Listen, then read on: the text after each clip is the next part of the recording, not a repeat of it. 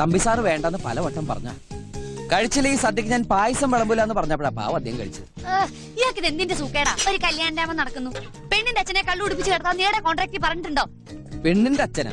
മണവാളച്ചക്കനെ വരെ ഞങ്ങൾ കുടിപ്പിച്ചു കിടത്തിയിട്ടുണ്ട്, പിന്നല്ലേ പെണ്ണിന്റെ അച്ഛൻ. ഇവിടെ ഏത് ഐറ്റം എടുക്കും മോളെ?